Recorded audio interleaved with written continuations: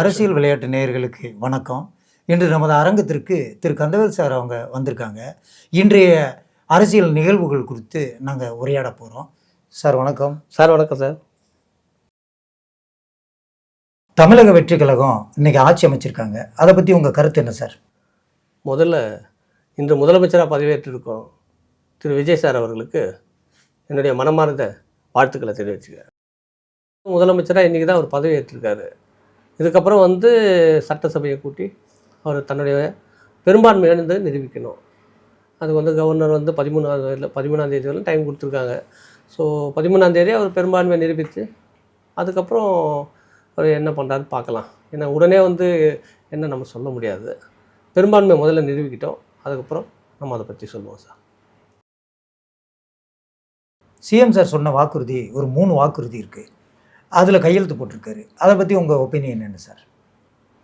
இல்லை, அது கரண்ட்டு அதான் ஈவி 200 யூனிட் ஃப்ரீயாக கொடுக்குறேன்னு சொல்லிட்டு கையெழுத்து போட்டிருக்காரு. அது ஏற்கனவே 2 ஆட்சியிலையுமே 100 யூனிட் ஃப்ரீயாக கொடுத்துட்டு தான் இருந்தாங்க. அந்த 100 200 ஆக்கியிருக்காரு. அது ஒன்றும் பெரிய செலவினங்கள்லாம் கிடையாது. கஜானாவிலேருந்து எடுத்து செலவு பண்ணுற அளவுக்கு அது வேலை கிடையாது. ஏற்கனவே மின்சாரத்துறையிலேருந்து அரசுக்கு வர வருமானம் கொஞ்சம் கம்மியாக போகுது, அவ்வளோதான். இது ஒரு பெரிய ஒரு 100 200 ஆக்குறது பெரிய ஒரு இது கிடையாது. அடுத்தது பார்த்திங்கன்னா ஒரு மகளிருக்காக ஒரு தனியாக ஒரு ஸ்கீம் கொண்டாட போகிறேன், பாதுகாப்பு அப்படின்னாரு. அது ஏற்கனவே நம்ம காவல்துறையிலே இருக்குது. ஜெயலலிதா அம்மையார் காட்சியிலே மகளிர் போலீஸ் எடுத்துருக்காங்க. அதுக்கப்புறம் பார்த்திங்கன்னா மகளிர் காவல் நிலையம் வந்திருக்கு. அதிரடி படைகள் மகளிர் அதிரடி படைகள், பெண்கள் அதிரடி படைகள் கொண்டு வந்தாங்க ஜெயலலிதா இருக்கும்போது. ஸோ ஏற்கனவே இருந்த திட்டங்கள் தான் இது. பேரை மாற்றி இருக்கிற திட்டங்கள் தான் எல்லாம் இருக்குதுங்களே. அது ஒரு பேரை மாற்றி அந்த மாதிரி அவர் அறிவிச்சிருக்காரு. பார்ப்போம் என்ன பண்ணுறாங்கன்னு. இப்போ 3ஆவதும் பார்த்திங்கன்னா இந்த போதைப் பொருள் சம்பந்தம் அதுவும் நடைமுறையில் இருக்குங்கள்ல. அரசாங்கத்தில் ஏற்கனவே போலீஸ் துறையில் போதை தடுப்பு பிரிவு தனியாக இருக்குது, அதுக்கு ஒரு தனியாக விங்கி இருக்குது, உமன்ஸ் எல்லாமே இருக்குது. அந்த பேரை மாற்றி சொல்லியிருக்காரு. இது சொன்னால் கூட எங்கேருந்து அந்த ஆட்களை நியமிப்பார்னு தெரியல. ஏற்கனவே நம்ம காவல்துறையில் 8 கோடி பேர் மக்களுக்கு 1 லட்சம் காவலர் தான் இருக்கிறாங்க போலீஸ் டிபார்ட்மெண்ட்டில். அதுலேருந்து எடுப்பாரா, இல்லை தனிப்பட்ட நபர்களை தேர்ந்தெடுப்பாரா, இல்லை போலீஸ் துறையிலேருந்தே பிரிப்பாரா, ஏற்கனவே இருக்கிறத விரிவுபடுத்துவாரா, எல்லாமே ஒன்று ஒன்றா அவர் செயல்படுத்தும் போது தான் அதை பற்றி நமக்கு தெரியுமே கண்டி நம்ம உடனே அதை சொல்ல முடியாது. சொல்லியிருக்காரு, பார்ப்போம். கஜானா காலி ஆயிடுச்சுன்னு சொல்கிறாரு. அது வெள்ளை அறிக்கை வேறு தர்றேன்னு இருக்காரு. ஸ்டாலின் சார் அதுக்கு பதிலும் சொல்லிட்டாரு. அதை பற்றி நீங்கள் என்ன சார் உங்களோட ஒப்பீனியன், உங்களோட கருத்து, அதை பற்றி சொல்லுங்கள் சார். ஆமாங்க, கரெக்டாக தானே சொல்லியிருக்காரு. சரிங்களா.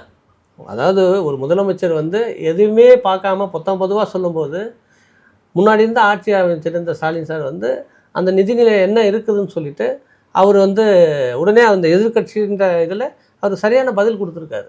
அவங்க இப்போ ஆரம்பிச்சிட்டாங்க, எதிர்கட்சியுடைய வேலை என்னன்றது இப்போயே அவங்க ஆரம்பிச்சிட்டாங்க. இவர் என்ன சொன்னாலும் அதுக்கு அவங்க பதில் ரெடியாக வச்சுருப்பாங்க.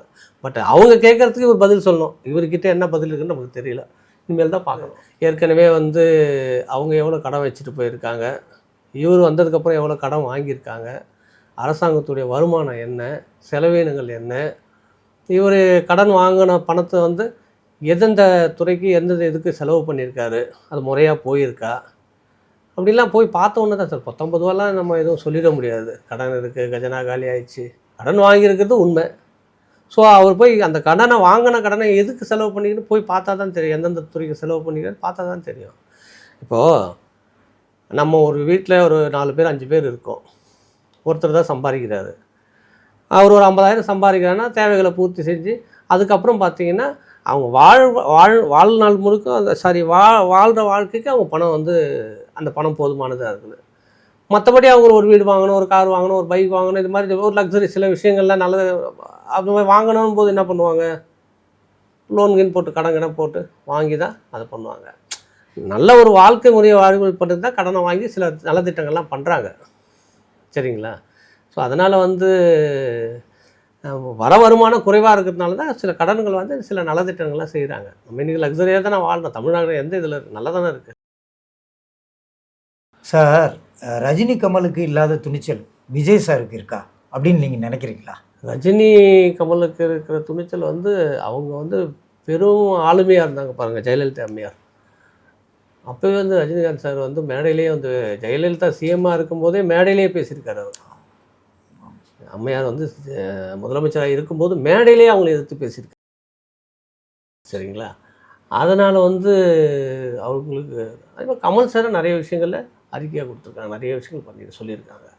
ஸோ இதுக்கப்புறம் எதிர்க்கட்சிகள் கேட்குற கேள்விகள், மற்றவங்க அரசியல்வாதிகள் கேட்குற கேள்விகள், மத்தியில் இருக்க அரசாங்கம் கேட்குற கேள்விகள் எல்லாத்துக்குமே இவர் என்ன ரியாக்ஷன் கொடுக்க போகிறார், இவருடைய துணிச்சல் எப்படி இருக்கும்போது இனிமேல் தான் நம்ம பார்க்க போகிறோம். ஏன்னா அவங்க கேட்குற கேள்விக்கு பதில் சொல்லணும். அதுக்கப்புறம் மத்திய அரசு இருக்குது, எல்லாரையும் ஆமாம் எல்லாரையும் சமாளிக்கணும். இது பெரிய விஷயம்.